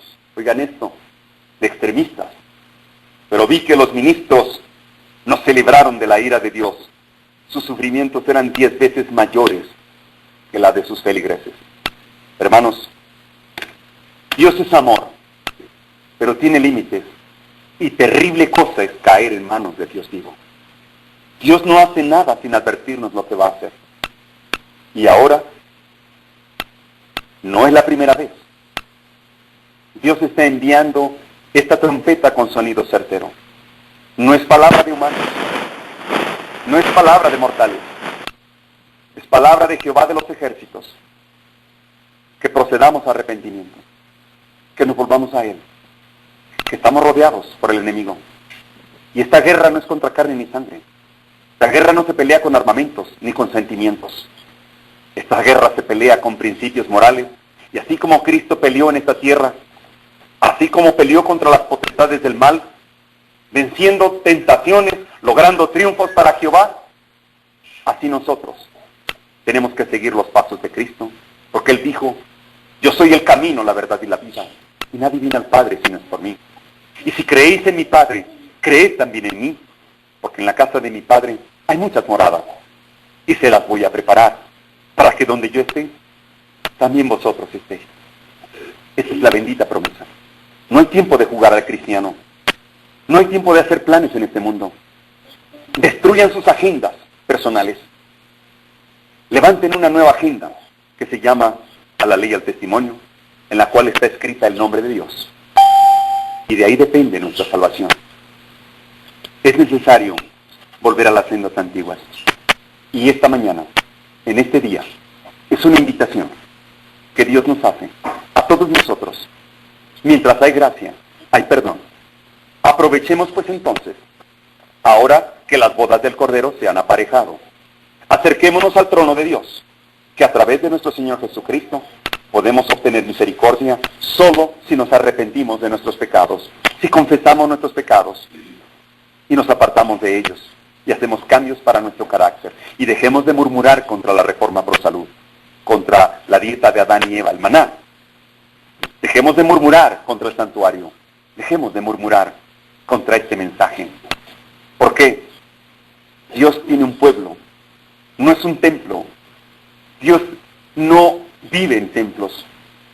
Dios quiere vivir en ti, en nuestras mentes y nuestros corazones. Y este es un llamado, hermanos y amigos que nos escuchan, de que Dios nos está esperando hasta el día de hoy.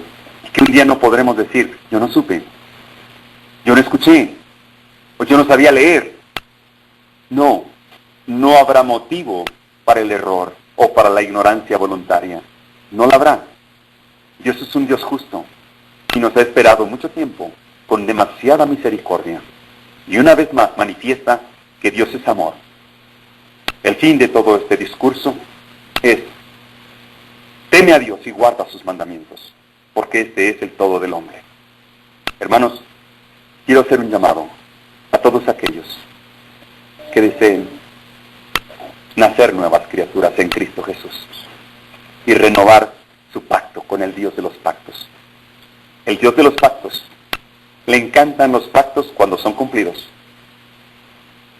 Dios de los pactos, el Dios de Israel, nuestro Dios, nos hace esta invitación. Me gustaría invitar a mi esposa que nos acompañe con un himno. Y mientras ella canta y nosotros reflexionamos, me gustaría que pasáramos al frente y que hagamos un pacto con Dios.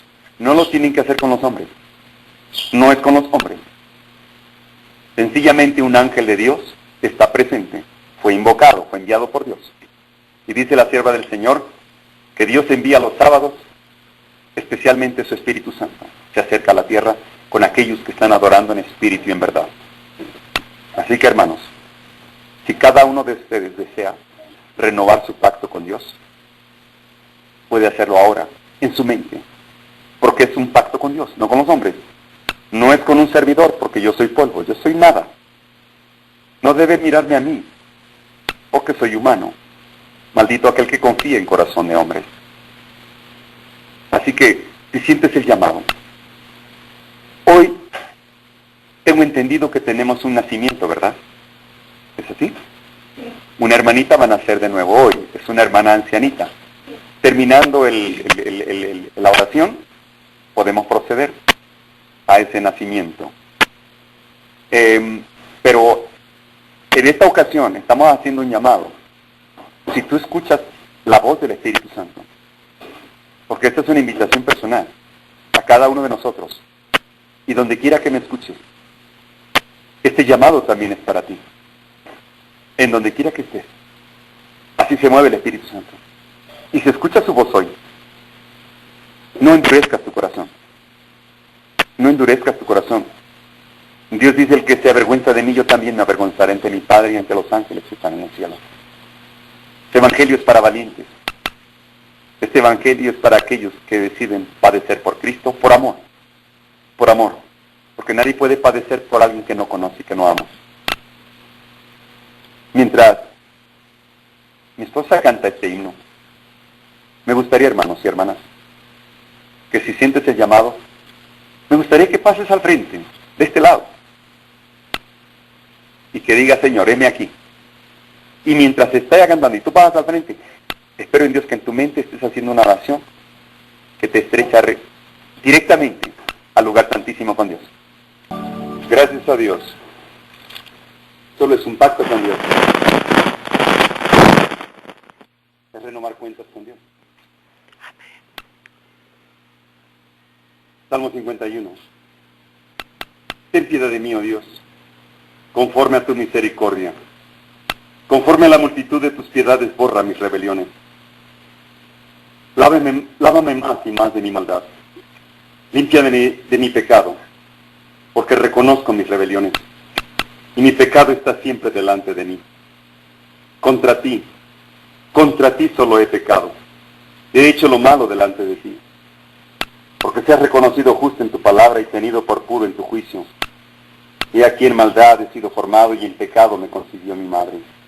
He aquí tú amas la verdad en lo íntimo, y en lo secreto me has hecho comprender sabiduría. Purifícame con hisopo y seré limpio. Lávame y seré emblanquecido, más que la nieve. Hazme oír gozo y alegría, y se recrearán los huesos que has abatido. Esconde tu rostro de mis pecados y borra todas mis iniquidades. Crea en mí, oh Dios, un corazón limpio y renueva un espíritu recto dentro de mí. No me eches de delante de ti. No quites de mí tu Santo Espíritu. Vuélveme el gozo de tu salvación y el espíritu libre mi sustente. Enseñaré a los prevaricadores tus caminos y los pecadores se convertirán a ti. Líbrame de homicidios, oh Dios, Dios de mi salud, de mi salvación. Cantará mi lengua tu justicia. Señor, abre mis labios y publicará en mi boca tu alabanza. Porque no quieres sacrificio que yo lo daría, y no quieres holocausto. Los sacrificios de Dios son el espíritu quebrantado y el corazón contrito y humillado no despreciarás tú, oh Dios. Haz bien con tu benevolencia a Sión, edifica los muros de Jerusalén. Entonces te agradarán los sacrificios de justicia, el holocausto u ofrenda del todo quemada. Entonces ofrecerán sobre altar los becerros. Palabra de Jehová. Amén. Es solamente ¿qué es un pacto? Una renovación de cuentas, cuando sentimos arrepentimiento de nuestros pecados. Ese es un pacto. Y damos gracias a Dios por estos hermanos y hermanas que han pasado al frente, porque hoy han sentido arrepentimiento de sus pecados y quieren renovar un pacto con Dios. Morir a yo, solicitar al Espíritu Santo que nos ayude a cambiar, que nos convenza de pecado, para que podamos sentir arrepentimiento, que nos presente la justicia de Cristo para entender el carácter de Jesús, y que nos lleve a juicio, para comprender entonces el gran juicio en el lugar santísimo, todos aquellos que guardan los mandamientos de Dios y la fe de Jesús. Un pacto es un recordatorio, es una renovación de cuentas con Dios. Es el deseo de hacer cambios en nuestras vidas. Este es un pacto. Y doy gracias a Dios porque ha manifestado su poder con estos hombres y mujeres que han pasado al frente, que han decidido seguir a Cristo y renovar el pacto con Dios, muriendo al pecado, dejando el mundo y siguiendo a Cristo.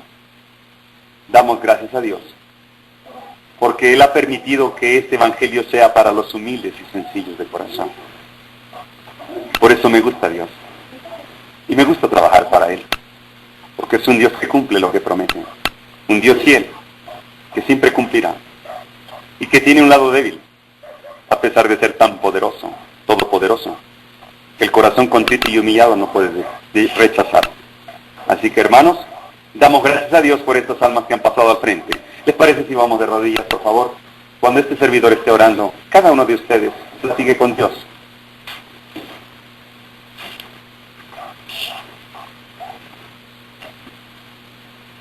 Eterno Padre Celestial, santo, santo, santo es tu nombre. Jehová de los ejércitos, creador de todo el universo. En este sábado santo, señal entre tú y nosotros, nos unimos a las voces de los seres celestiales que honran y glorifican tu santo nombre este día. Estamos aquí, Señor, porque tenemos necesidad de ti y de tu palabra. Porque deseamos, Señor, que no se aparte tu rostro de nosotros. Que sigas bendiciéndonos, que tu Espíritu Santo nos siga amonestando, para que podamos hacer los cambios necesarios, porque deseamos agradarte y hacer tu voluntad y no la nuestra. Te rogamos, Padre, que bendigas en gran manera a estas almas que han pasado al frente, para renovar un pacto contigo, Señor, para ayudarlos en esta lucha que tenemos contra el pecado, porque solos no podremos, con nuestras fuerzas humanas, no podremos, seremos vencidos, porque somos débiles. Pero a través de tu poder y de tu Espíritu Santo, todo lo podremos en Cristo que nos fortalece. Y que tu Espíritu Santo nos ayudará, nos dará fortaleza para que hagamos los cambios necesarios y para que nuestra fe se incremente como de gloria en gloria al ver las historias proféticas cumpliéndose. Señor, ¿cómo dudar de ti? ¿Cómo dudar de tu palabra? Si tu palabra es palabra de vida del gran Maestro Jesús, quien expresó tu amor y tu justicia, y que lo enviaste una vez para que muriera por nosotros. Señor, gracias por este sacrificio. Gracias por tu amor y misericordia. Una vez más, manifiestas que eres tardo para la ira y grande en misericordia. Bendice a todos aquellos que han escuchado este mensaje en todos los rincones del mundo, en todos los países, en todos los lugares, porque tu Espíritu Santo se ha movido y seguramente ellos también están haciendo lo mismo que nosotros. Gracias, Padre, porque eres nuestro Dios y no lo merecemos que nos llames tus hijos. Pero aquí estamos, Padre. Así que reclamamos la gracia de nuestro Señor Jesús. Reclamamos la sangre preciosa para que nos purifique de todo pecado y nos ayudes a hacer cambios a través de tu Espíritu Santo. Gracias, Señor. Bendice esta reunión. Te damos gracias y de lo que pedimos, Señor, que se haga tu voluntad y no la nuestra, porque te lo estamos rogando en los méritos sagrados de nuestro Padre Santísimo, nuestro Señor Jesucristo, para quien es la honra y la gloria por todos los siglos. Amén. Amén.